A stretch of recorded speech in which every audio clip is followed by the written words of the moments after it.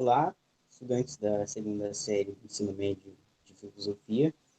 Sejam bem-vindos a mais uma reunião que está sendo gravada de forma assíncrona e será disponibilizada para que vocês possam ter acesso a este plano de recuperação e de aprofundamento que está sendo executado agora desde o começo de setembro.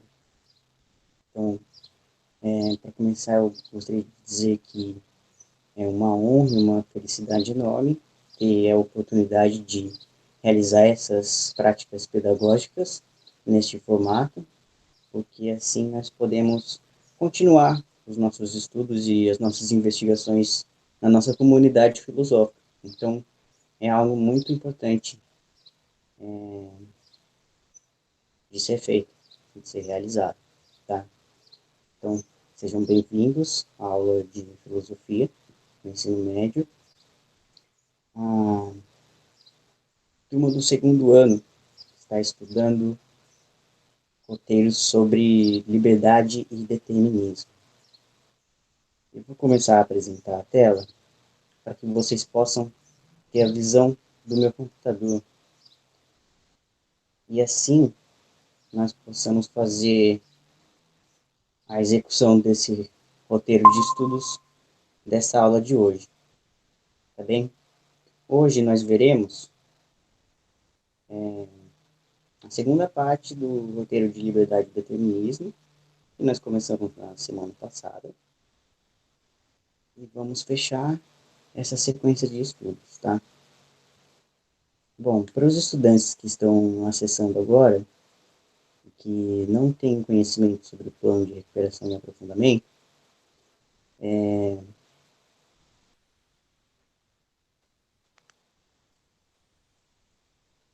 saibam que eu ainda estou acolhendo as atividades que forem realizadas, segundo os esforços de vocês, tá? Então, ainda é possível estudar. Não percam essa oportunidade.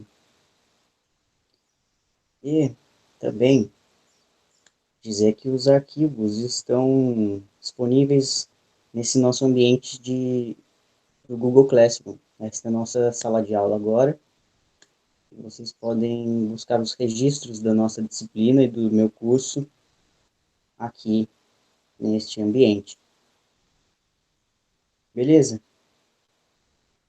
Então, na nossa primeira aula, começamos a estudar as teorias do indivíduo, que esse primeiro roteiro, que está aqui na tela para vocês, ele é um roteiro de introdução. Então, ele fala sobre as possibilidades de se conceber um indivíduo segundo os estudos dessa primeira parte, esse primeiro módulo do curso de filosofia, que se chama Uma História da Filosofia Viva na Escola. Essa primeira parte, ela tem um título que são estudos sobre violência e liberdade, autonomia e ética. Então, nós estamos recuperando essas habilidades. Na semana passada, nós estudamos conceitos de Kant, de Freud e de Marx. Passamos por raciocínios pelos fundamentos das suas teorias filosóficas.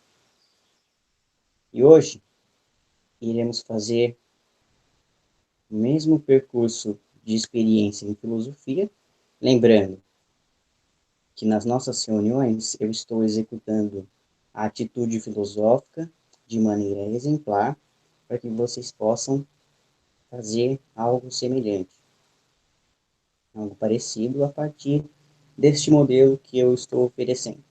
Lembrando também que este modelo ele faz a experiência mínima do roteiro e os pontos principais. Esse roteiro ele é rico e ele pode ser aprofundado.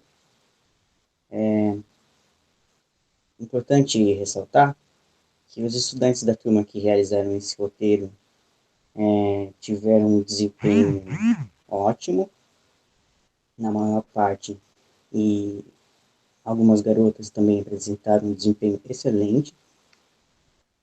Então, ele é muito rico mesmo.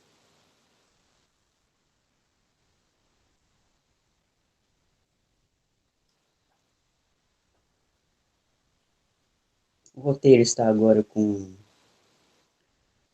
a identidade visual da Secretaria de Educação. E antes de começar a nossa experiência, eu gostaria de ressaltar para vocês que no final deste roteiro estão as habilidades com um registro de estudo para que vocês possam se guiar. Então, pessoal, essa parte aqui do roteiro, a última página, ela é uma espécie de plano de aula para que vocês estudem com autonomia na casa de vocês e em segurança. Então, o tema da aula de hoje é Nietzsche e Sartre, dois pensadores. As nossas habilidades que serão trabalhadas aqui são distinguir questões associadas ao tema liberdade no contexto da contribuição filosófica, discutir o conceito de liberdade, destacando questões associadas a diferentes entendimentos sobre ser livre, e a nossa competência emocional de exercitar a responsabilidade e a cidadania. Bom, vocês vão notar que nos nossos 3 últimos roteiros, nós tivemos acesso a textos em diferentes estilos em que se faz filosofia. Ao final dessa sequência de estudos, que irá terminar depois que estudarmos Paul Ricoeur e Michel Foucault, a ideia do curso é pegar esses exemplos de textos filosóficos e fazer nós mesmos a nossa filosofia. Então, é preciso que, a partir desses exemplos da história da filosofia, nós possamos ter uma dimensão do que é fazer filosofia. Porque a história da filosofia ela está viva através de nós e dos personagens e dos conceitos que estão nesses roteiros de estudos. Então, a atividade final, que é muito legal, é que nós vamos escrever uma carta existencialista para o Sartre, respeitando as nossas liberdades, as nossas características e o nosso próprio estilo de escrita. Então, é uma sequência didática muito rica e eu espero poder ajudar vocês com essa experiência filosófica. Tá? Então, além das habilidades, nós temos também uma referência de tempo para que vocês possam se guiar e não exceder o plano da aula ou fazer menos do que está planejado. Então, não é necessário que seja exatamente como está aqui, nessas ações e nesse tempo, é apenas uma referência. Então, vamos começar. Todos prontos? Apertem os cintos. Hoje nós falaremos sobre liberdade e determinismo, na segunda parte, que é sobre Nietzsche e Sartre. Primeiro item, nós vamos conhecer o indivíduo. Bom, a filosofia começou na história pela investigação da natureza. Era o centro das atenções dos primeiros filósofos. Mas a partir do século V a.C., Sócrates pôs o ser humano sob o foco do pensamento filosófico grego. Ele adotou como lema de sua prática filosófica a famosa inscrição que ficava no portal do templo de Delfos, dedicado ao deus Apolo, que é o patrono da filosofia ao lado da deusa Atena. E essa inscrição dizia o seguinte: conhece-te a ti mesmo e conhecerás os deuses e o universo. Assim, o conhecimento do ser humano é a fonte e o caminho para a obtenção de todos os conhecimentos possíveis. Segundo tal máxima, a vida, examinada e investigada por meio da prática da filosofia, iria se tornar digna de ser vivida. Então, só uma vida bem examinada é digna de ser vivida. É isso que dizia Sócrates. Dando um salto no tempo, do século V para o século XX, o pensamento sobre o ser humano assumiu novas perspectivas com as concepções de Martin Heidegger e de Jean-Paul Sartre, através da fenomenologia e do existencialismo. Bom, as raízes dessas ideias surgiram um século antes, especialmente com Friedrich Nietzsche, no qual nós vamos nos aprofundar no próximo item.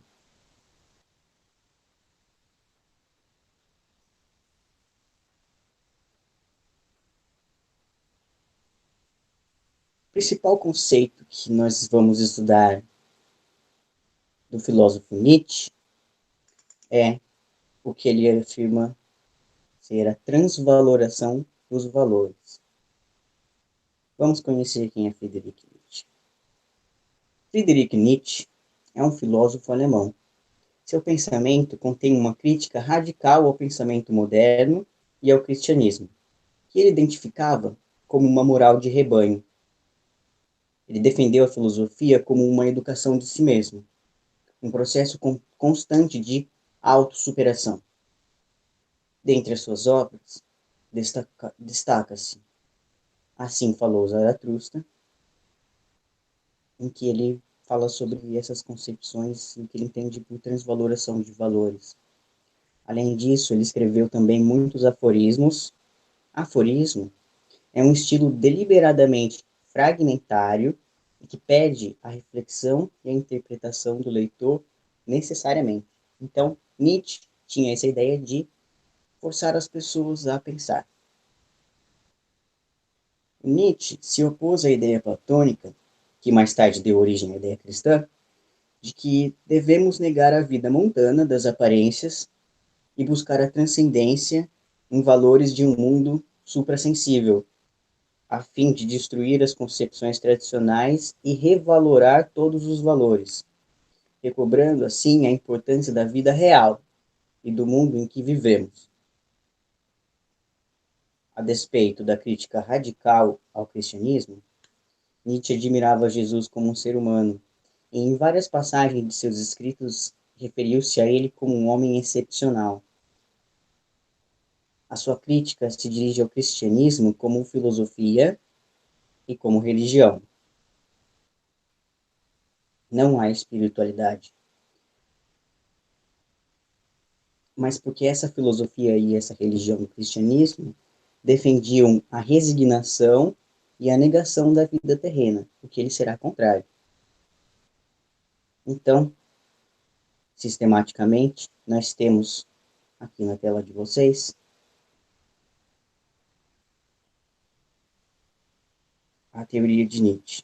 Então, ele reconheceu um problema na universalidade dos valores, porque, em se tratando de questões éticas e de questões morais, nós devemos sempre ter em mente que existe uma situação que é individual, que esse humano está inserido, e nós temos um contexto. O contexto, ele é social, então ele é feito por pessoas. O que Nietzsche vai defender que haja uma supremacia da situação sobre o contexto.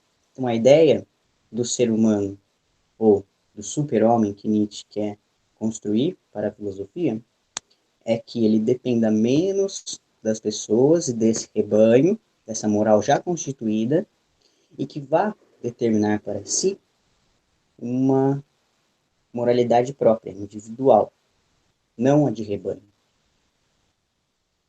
Por quê? Porque esse contexto social implica numa hierarquia dos valores. E essa hierarquia dos valores é o fundamento da moral dada. Então, Nietzsche propõe uma autocrítica para o ser humano conhecer a si mesmo.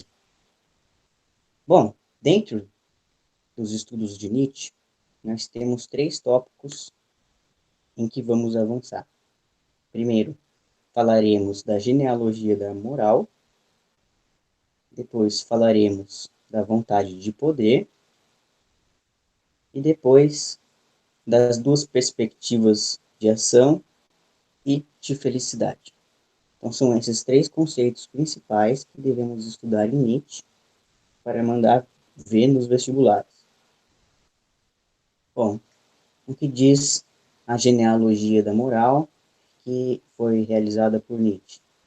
Bom, genealogia é uma palavra que quer dizer uma investigação sobre as origens. Então, investigando as origens da moral na história da filosofia, Nietzsche vai afirmar uma crítica às formas autoritárias de poder. É nisso que ele se concentra.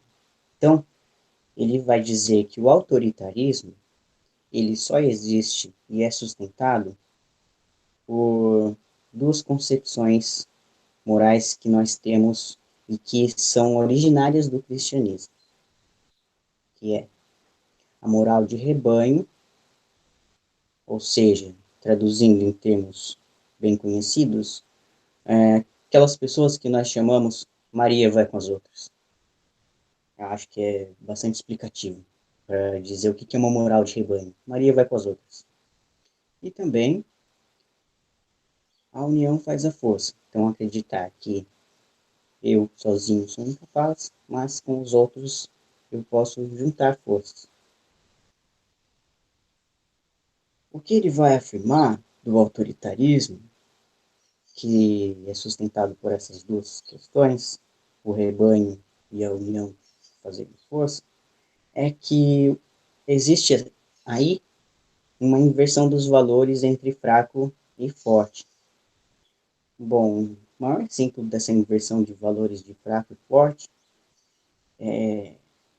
está presente nos discursos proferidos na Alemanha nazista. Então, observem a imagem, como nós podemos identificar aqui este grande rebanho que pensa que juntos são fortes, mas que são dependentes das ações de um líder, caso Hitler.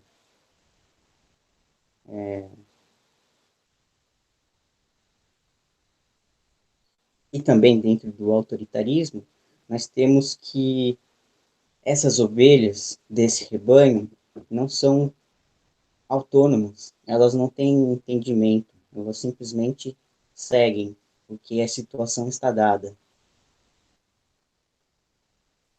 Então, essa imagem, ela representa o discurso nazista proferido em Reichstag, em Berlim, na Alemanha, em 1938. Então, o grande exemplo dessa inversão de valores que existe, começando no século XX, que existe até hoje, com certeza, né? Temos, por exemplo, a ascensão de líderes neofascistas.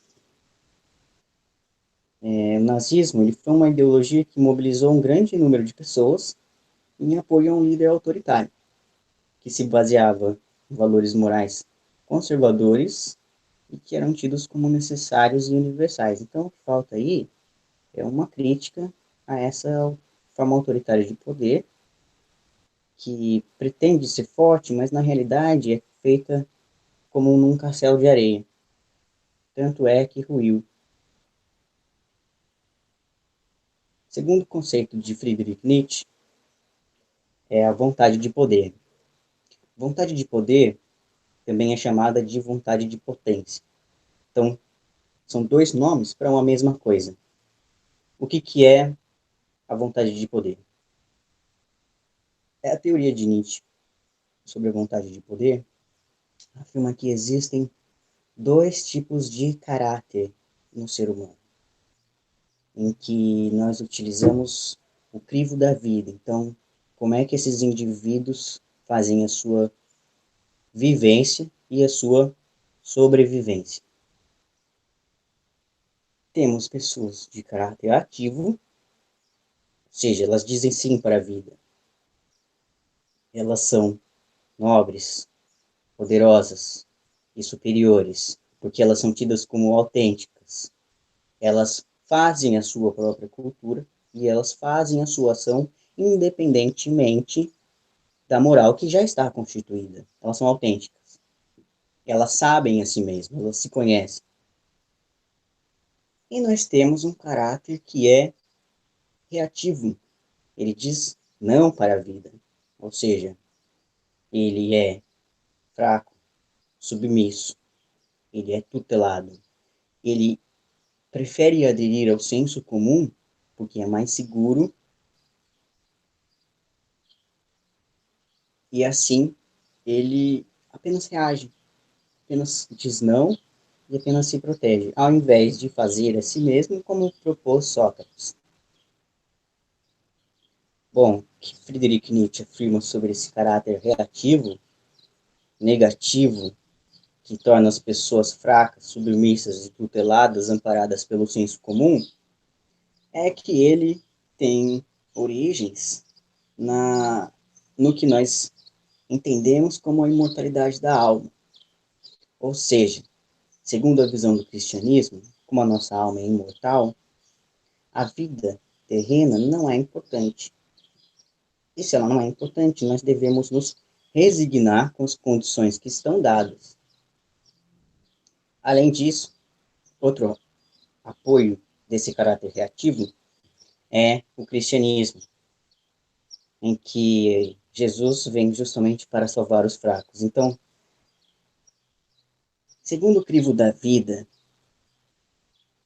é muito mais fácil ser reativo e ser negativo e adotar o senso comum, porque o caráter ativo requer uma vontade de poder, uma vontade de potência, uma existência de outro tipo, que é um pouco mais difícil e que tem muitos percalços. Vejamos agora, para entender melhor o que é vontade de potência, o que diz a especialista em filosofia Scarlett Martin. Ela afirma o seguinte: fazer qualquer apreciação passar pelo crivo da vida equivale a perguntar se ela contribui para favorecê-la ou obstruí-la.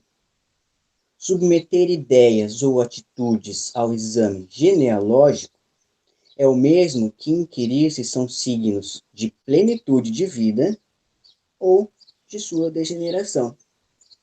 Avaliar uma avaliação, enfim, significa questionar se é sintoma de vida ascendente, forte ou declinante, fraca.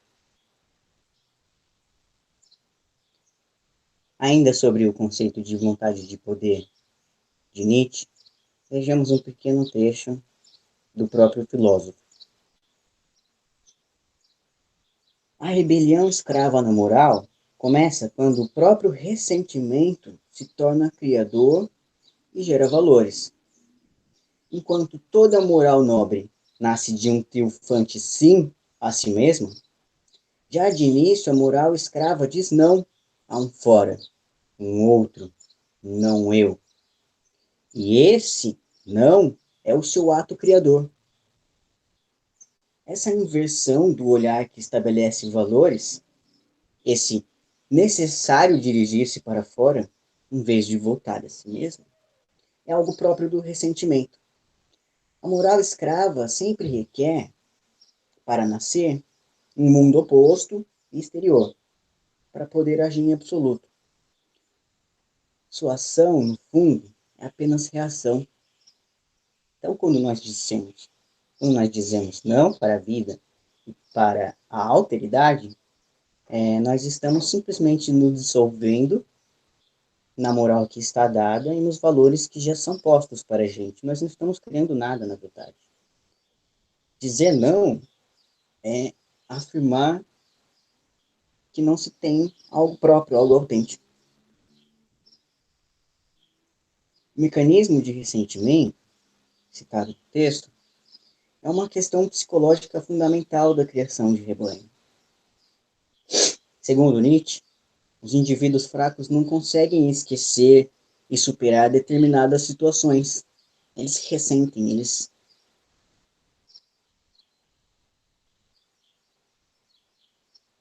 ficam remoendo a situação que aconteceu com eles, se colocando no lugar de vítima. O que produz neles, esses indivíduos ressentidos, um sentimento de rancor, e seus valores são produzidos em reação a esse sentimento. Já os indivíduos fortes, eles não são ressentidos. Eles estão sempre afirmando a vida de si mesmos. Eles simplesmente conseguem superar as coisas de que não gostam e constroem aquilo que interessa. Então, se o indivíduo forte não está contente com a situação, ele busca dentro de si uma força para que ele recuse, coloque o limite e construa algo que seja bom para ele.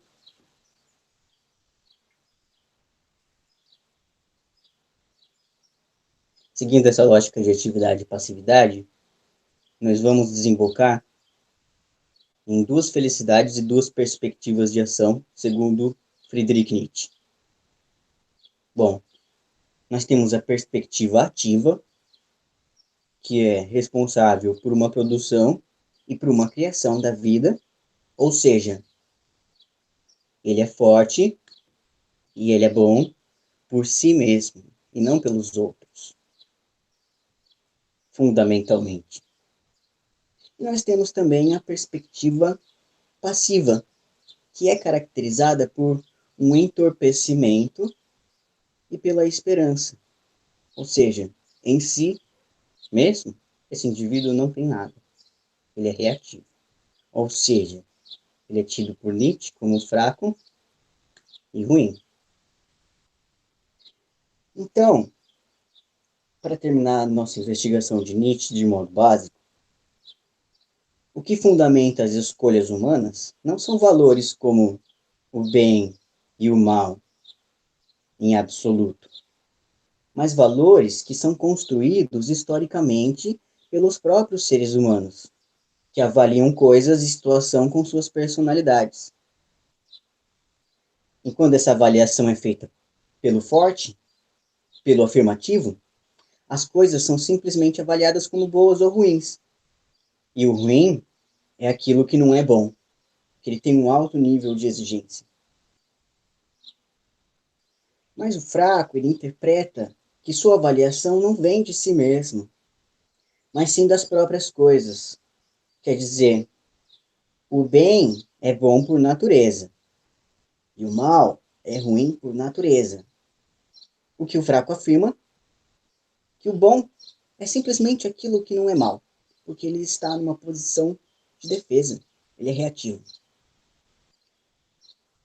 Para a felicidade, portanto, é urgente que haja um processo de transvaloração dos valores e que nós não hajamos de forma passiva ou de forma reativa, mas que nós afirmemos constantemente em todos os momentos da nossa vida os valores ativos e os valores fortes, que são que constroem a nossa sociedade.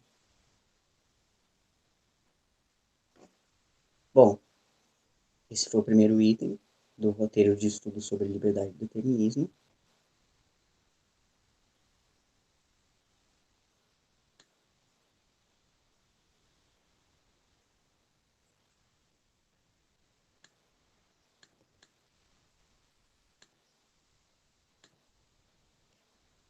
Vejamos agora o que Sartre e seu existencialismo têm a nos dizer sobre a felicidade e a nossa existência. Vamos conhecer quem é Jean-Paul Sartre.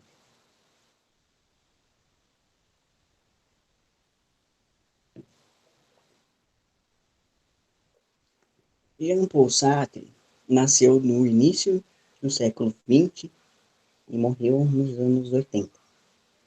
Ele foi um filósofo francês que se dedicou também à literatura, ao teatro e à militância política. Ele viveu até o fim da vida uma relação amorosa com a filósofa Simone de Beauvoir, que estudamos no nosso projeto de pesquisa sobre feminismo. Importantíssimo. Simone de Beauvoir, a grande diva. Bom, em 1964, Sartre foi premiado com o Nobel de Literatura, mas ele se recusou a receber o prêmio, simplesmente, considerando que isso seria uma concessão à vida burguesa.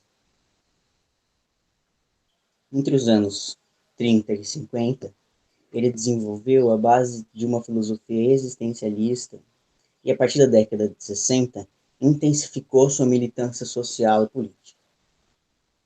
Bom, na tela de vocês, nós temos a sua tese resumida.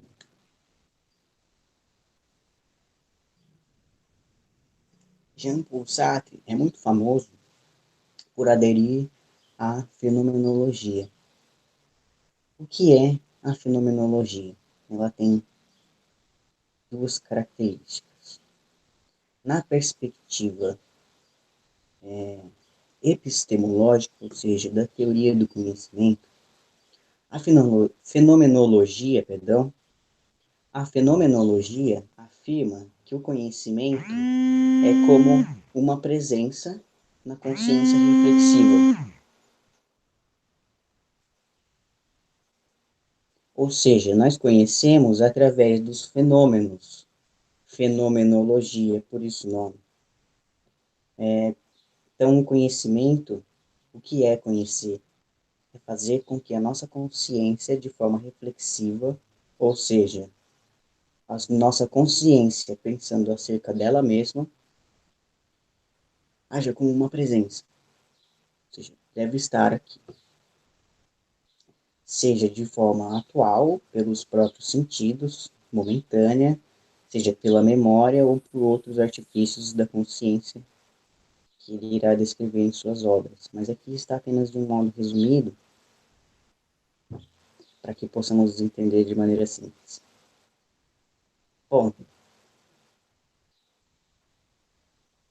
para a epistemologia de Sartre, importante a consciência reflexiva. É quando a consciência se relaciona com esses objetos da realidade.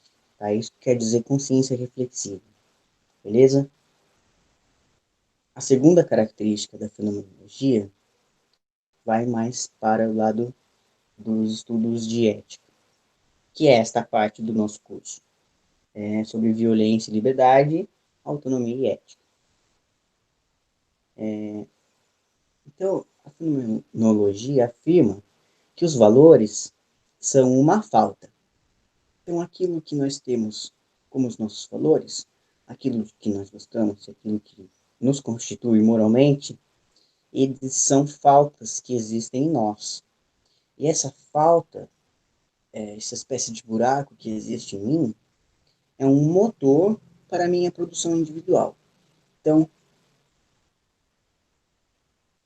por exemplo, nós temos em Nietzsche o que ele afirma de espírito de seriedade, que é quando nós nos levamos a sério e colocamos a nossa existência de acordo com o que nós percebemos, o que é algo nobre, ser sério, um dar-se, um colocar-se para o trabalho intelectual, um colocar-se para o trabalho emocional diante da realidade. E também nós temos, que Sartre recupera de Nietzsche, que ele se chama de má-fé. O que é a má-fé? Bom, um indivíduo que age com má-fé, ele, de certa forma, é um pouco ressentido, porque ele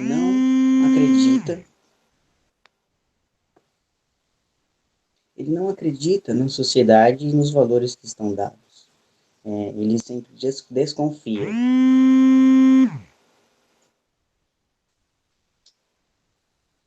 E outra parte da ética, da fenomenologia,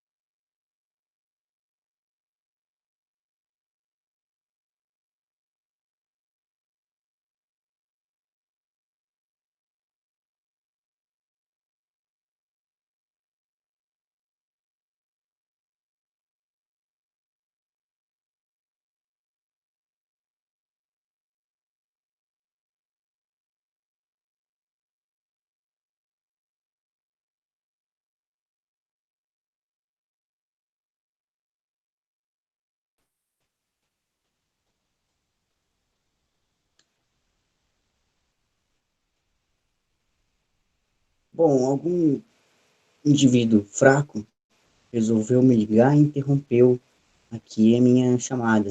Eu espero que ele morra, eu não me importo com ele. Enfim,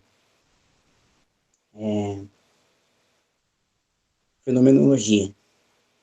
Então, bom, esse indivíduo de má fé que acabou de me ligar, ele não respeita o espírito de seriedade desta aula. Portanto, vamos ignorá-lo e vamos continuar a nossa aula. Por quê? Quando nós temos esse espírito de seriedade e nós executamos uma boa fé, o que a fenomenologia irá afirmar sobre a nossa existência? Que ela é dada necessariamente por uma angústia.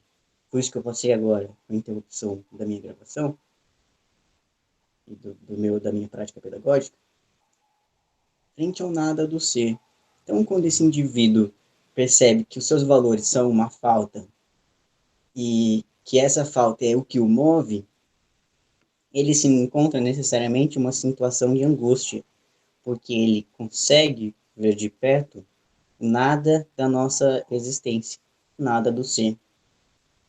Bom, vamos investigar mais de perto um pouco das origens da fenomenologia, que foi com o filósofo Martin Heidegger. Martin Heidegger, esse sujeito aqui, ele foi um filósofo alemão que estudou com Husserl e tornou-se o seu assistente.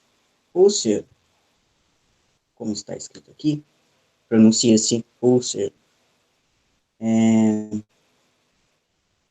Ele foi um dos primeiros filósofos a pensar a fenomenologia, que passou por Heidegger e que tem um grande expoente em Sartre. Ele foi professor em universidades alemãs, tornou-se reitor da Universidade de Freiburg e aplicou o método fenomenológico ao estudo da existência humana e exerceu grande influência no pensamento do século XX. Sua mais grandiosa obra é Ser e Tempo, que é um livro desse tamanho aqui, enorme, muito bem escrito, por sinal, foi publicado em 1927. Resumidamente, o que afirma Heidegger sobre a nossa existência? Bom, ele tem dois conceitos. A existência é dada perdão, três conceitos. A existência é dada, entendida como ser no mundo, então nós estamos no mundo, nós existimos. Nós somos o que ele quer dizer com ser que as nossas existências, por serem humanas, elas estão interligadas. E, mais aprofundadamente, nossa existência é ser com os outros, porque como humanos, nessa comunidade de aprendizagem que vivemos, ser com os outros tem a capacidade de transformar o nosso próprio ser. Então, já que somos todos humanos e estamos no mundo com os outros, nas nossas existências, nós temos que a existência da temporalidade, o tempo onde ele passa, quer dizer também que nós somos, além desses três conceitos existenciais, ser no mundo, ser com os outros, a factualidade do tempo nos dá a dimensão de que nós somos também um ser para a morte. Ou seja, nós estamos nos desenrolando, a nossa existência desenrola e nós sabemos que nós vamos morrer. Porque lembram-se, nós não acreditamos mais na imortalidade da alma depois de Friedrich Nietzsche. Provou-se ser um engano pensar que vamos ir para o céu ou para o inferno e que a nossa alma pode retornar. A existência é uma só. Quando nós nascemos, nós estamos no mundo e nós vamos morrer. Fato. Ponto. Então, se a nossa existência é também ser para a morte, que Heidegger vai inferir disso? Bom, que nós temos também duas modalidades de ser. A primeira é o ser em si, que quer dizer o corpo, e o nosso corpo nos dá uma identidade. Então, é através do corpo, do nosso corpo próprio, que nós sabemos que somos nós mesmos e não outra pessoa. E também nós somos ser para si, que é a nossa consciência. E o fato de nós termos uma consciência, isso vai nos levar a esvaziar aquilo que é outro. Então, a nossa consciência, porque ela é uma consciência reflexiva, ela necessariamente coloca neste outro um lugar de vazio. Esse vazio é preenchido pelos fenômenos, pelas informações que nós captamos, certo? Então, certos do nosso corpo próprio, da nossa identidade, e certos também de um vazio sobre o outro, o nosso ser, nessa dinâmica de duas modalidades, ele é determinado necessariamente como uma angústia. Ser com os outros é angustiante, como afirmava Jean-Paul Sartre. O inferno são os outros. O inferno são os outros é um lema de filosofia que vem e que quer dizer essa angústia de existir. Então, o ser humano, ele não é pronto, ele não é dado. Ele, os Martin Heidegger e Jean-Paul Sartre veem o ser humano como um vir a ser. Ele está se descobrindo, ele está se desenrolando a sua própria maneira, a sua própria personalidade, o que quer dizer também que o ser humano, ele é um projeto. Ele constitui a si mesmo, a partir da sua consciência reflexiva, e se dirige para o outro, se dirige para fora de si, como um projeto. Então, ele tem sempre uma intenção no mundo. É isso, basicamente, que quer dizer o existencialismo. Certo? Chega de teoria, vamos ver como complemento a filosofia na prática. Então, aqui nós temos dois textos, um é de Ernest Cassirer e outro é um texto importantíssimo de Jean-Paul Sartre, um trecho do existencialismo é um humanismo. Eu vou interpretar para vocês, para que os personagens e os conceitos da filosofia sejam evidenciados.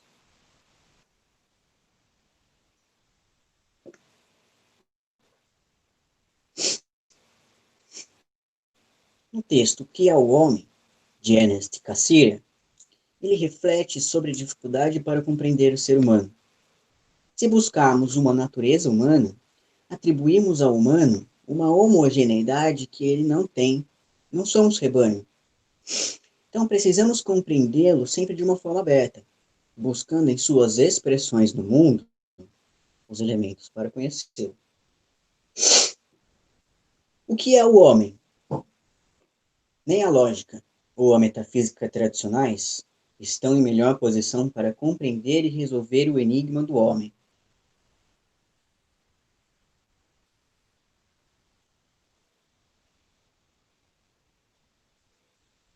Sua primeira e suprema lei é o princípio da contradição. Pensamento racional, pensamento lógico e metafísico, só pode compreender os objetos que estão livres da contradição e que possuem uma natureza e verdade coerentes. Entretanto, é precisamente essa homogeneidade que nunca encontramos no homem. Não é lícito aos filósofos construir um homem artificial. Cumpre-lhes prescrever, perdão, cumpre-lhes descrever um homem verdadeiro. Todas as chamadas definições do homem não serão mais do que mera especulação, enquanto não se baseiem em nossa experiência sobre ele. dela tendo a confirmação. Não há outro caminho para se conhecer o homem, a não ser o de compreender-lhe a vida e seu procedimento. Mas o que encontramos aqui desafia toda tentativa de inclusão numa fórmula única e simples. A contradição é o próprio elemento da existência humana. O homem não tem natureza, nem é simples e homogêneo. É uma estranha mistura de ser e não ser. Seu lugar fica entre esses dois polos opostos. A filosofia das formas simbólicas parte do pressuposto de que, se existe alguma definição de natureza ou essência do homem, pode ser compreendida como funcional, não como substancial. Então, o homem é aquilo que ele faz. Não podemos definir o homem por nenhum princípio inerente que constitui sua essência metafísica, nem defini-lo por nenhuma faculdade ou instintos inatos, passíveis de serem verificados pela observação empírica. A característica notável do homem, a marca que o distingue, não é sua natureza metafísica ou física, mas o seu trabalho. É esse trabalho, o sistema das atividades humanas, que define e determina o círculo de humanidade. A linguagem, o mito, a religião, a arte, a ciência, a história são constituintes, os vários setores desse círculo de humanidade. Uma filosofia do homem seria, portanto, uma filosofia que nos desse a visão da estrutura fundamental de cada uma dessas atividades humanas e que, ao mesmo tempo, nos permitisse compreendê-las como um todo orgânico. Então, a linguagem, a arte, o mito, a religião não são criações isoladas ou fortuitas. São unidas entre si por um laço comum. E este não é um vínculo substancial, como foi concebido e descrito pelo pensamento escolástico da Idade Média. É antes um vínculo funcionale, um vínculo funcional. Então, é a função básica da linguagem, do mito, da arte e da religião que devemos procurar, muito além de suas formas e expressões inumeráveis, e que, em última análise, devemos tentar rastrear até uma origem comum.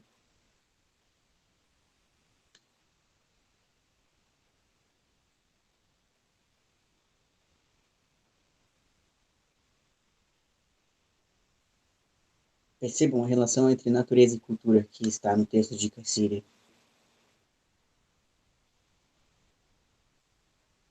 O segundo texto é um trecho de uma famosa conferência de Jean-Paul Sartre, que foi proferida em 1946 e depois foi publicada em livro. Nessa conferência, ele rebate as críticas que o existencialismo recebia dos cristãos, que o acusavam de alienado, sem consciência dos problemas sociais e humanos.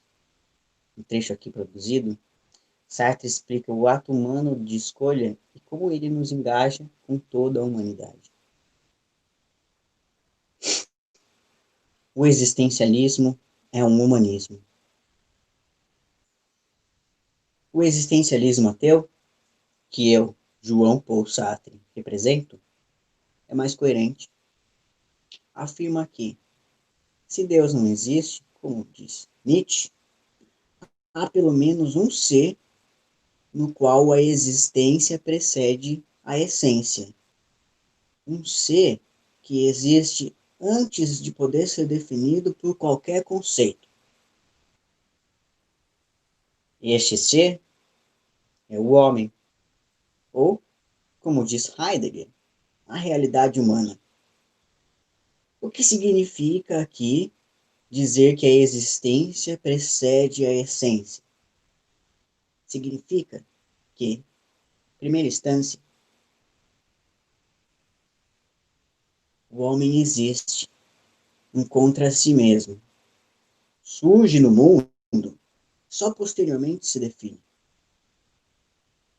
O homem, tal como o existencialista o concebe, só não é passível de uma definição porque, de início, não é nada. Só posteriormente será alguma coisa. E será aquilo que ele fizer de si mesmo. Assim, não existe natureza humana, já que não existe um Deus para concebê-la. O homem é tão somente, não apenas como ele se concebe, mas também como ele se quer. Como ele se concebe após a existência, como ele se quer após esse impulso para a existência.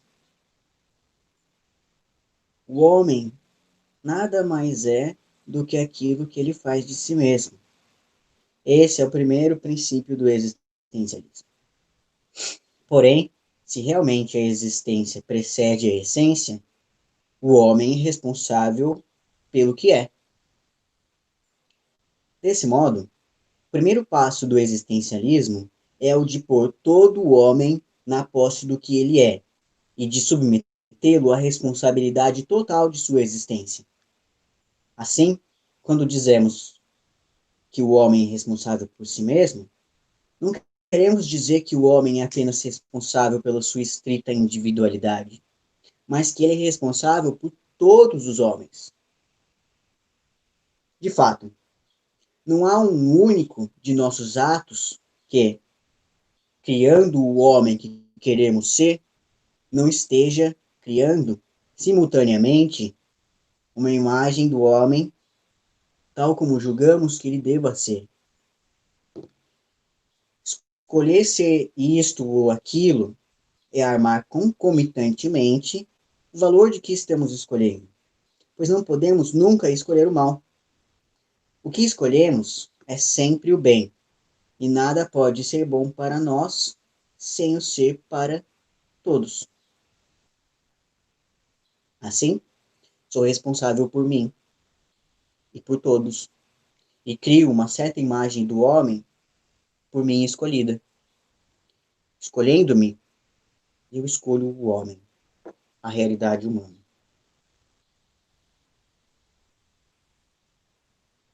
Mas o que quer dizer isso? Tudo se passa como se, para todo homem, toda a humanidade tivesse os olhos postos no que ele faz e se regulasse pelo que ele faz. Dostoiévski escreveu: se Deus não existisse, tudo seria permitido. Eis o ponto de partida do existencialismo. De fato, tudo é permitido se Deus não existe, e, por conseguinte, o homem está desamparado porque não encontra nele próprio, nem fora dele, nada a que se agarrar. Para começar, ele não encontra desculpas. Com efeito, se a existência precede a essência, nada poderá jamais ser explicado por referência a uma natureza humana dada e definitiva. Ou seja, não existe determinismo. O homem é livre. O homem é liberdade. Por outro lado, se Deus não existe, não encontramos já prontos valores ou ordens que possam legitimar a nossa conduta. Assim, não teremos nem atrás de nós, nem à nossa frente, no reino luminoso dos valores, nenhuma justificativa e nenhuma desculpa. Estamos sós, sem desculpas. É o que posso expressar dizendo que o homem está condenado a ser livre. Condenado porque não criou a si mesmo. E como, no entanto, é livre, uma vez que foi lançado no mundo, é responsável por tudo o que faz. O existencialismo não acredita no poder da paixão. Ele jamais admitirá que uma bela paixão é uma corrente devastadora que conduz o homem, fatalmente, a determinados atos, e que, consequentemente, é uma desculpa. Ele considera que o homem é responsável pela sua paixão. O existencialista não pensará nunca, também, que o homem pode conseguir o auxílio de um sinal qualquer que o oriente no mundo, pois considera que é o próprio homem quem decifra o sinal como bem entende. Pensa, portanto, que o homem, sem apoio e sem ajuda, está condenado a inventar o homem a cada instante, a todo momento. Tong escreveu num belíssimo artigo: o homem é o futuro do homem. É exatamente isso. Então, nenhuma moral geral poderá indicar a vocês o caminho a seguir. Não existem sinais no mundo. Parem de tentar achar sinais. Os católicos erguerão: sim, existem sinais. Admitamos que sim. De qualquer modo, ainda sou eu mesmo que escolho o significado que tem.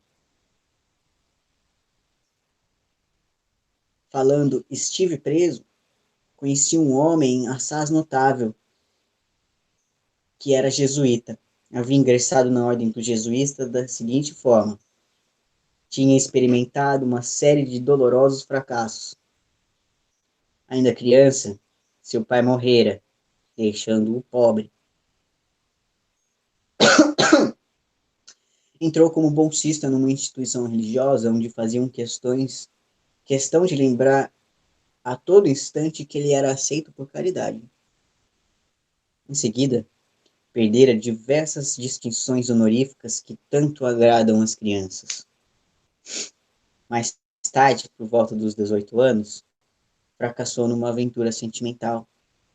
Finalmente, aos 22 anos, falhou em sua preparação militar, fato bastante pueril que, no entanto, constituiu a gota que fez transbordar o jarro. Esse jovem podia, portanto, considerar que fracassar em tudo era um sinal. Mas um sinal de quê? Poderia refugiar-se na amargura ou no desespero. Porém, muito habilmente para si próprio, considerou que seus insucessos eram um sinal de que ele não nascera para os triunfos seculares e que só os triunfos da religião, da santidade, da fé estavam ao seu alcance.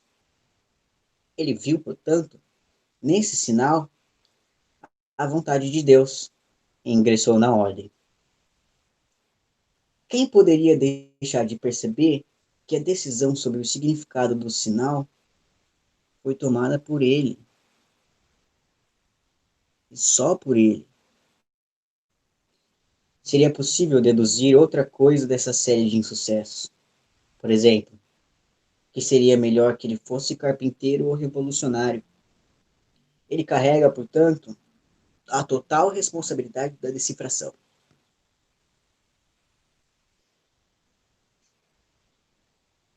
O existencialismo não é de modo algum um ateísmo, no sentido de que ele se esforça por demonstrar que Deus não existe. Ele declarou antes: ainda que Deus existisse, em nada se altera a questão. Esse é o nosso ponto de vista. Não acreditamos que Deus exista. Pensamos antes que o problema não está aí, no da sua existência. É necessário que o homem se reencontre a si próprio e se persuada de que nada pode salvá-lo de si mesmo, nem mesmo uma prova válida da existência de Deus.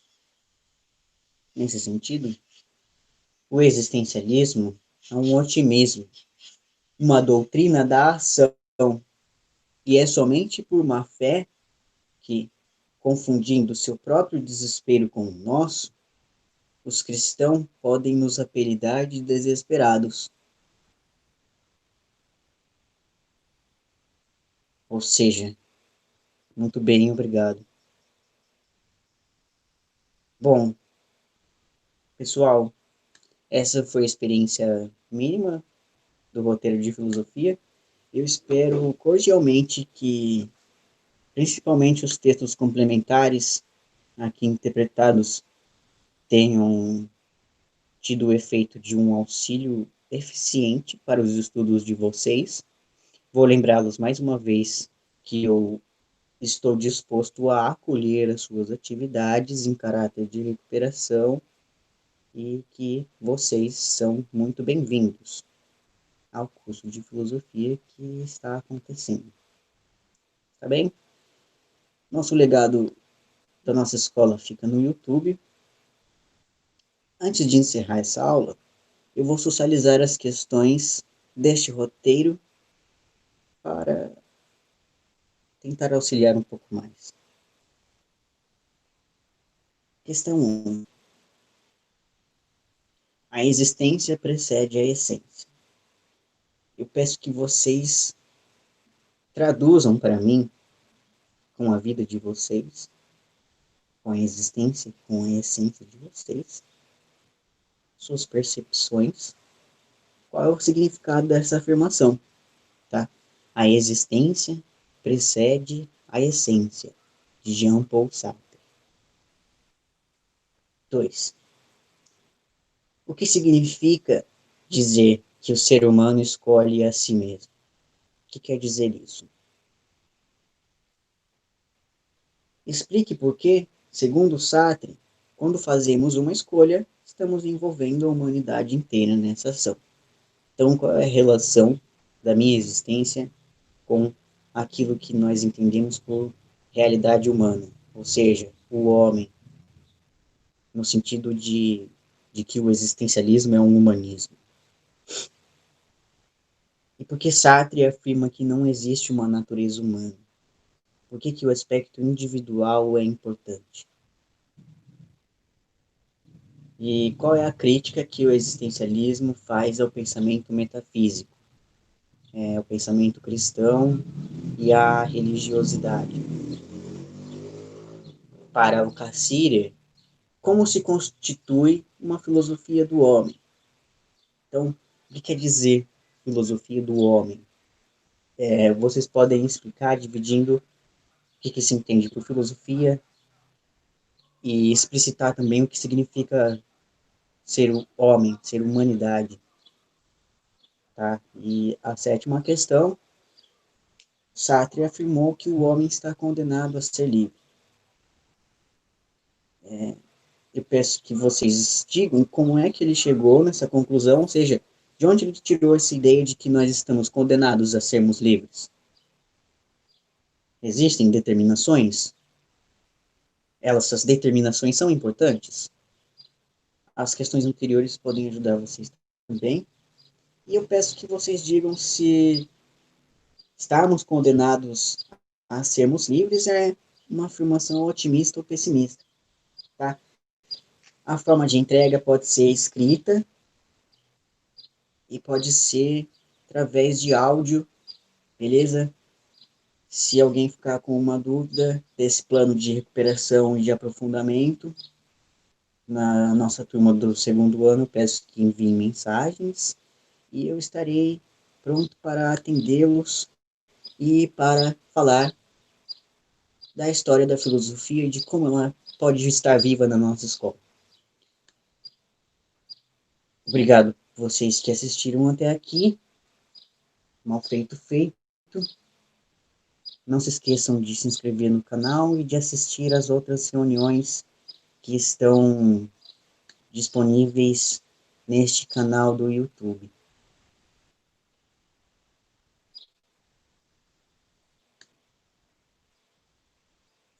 Tchau!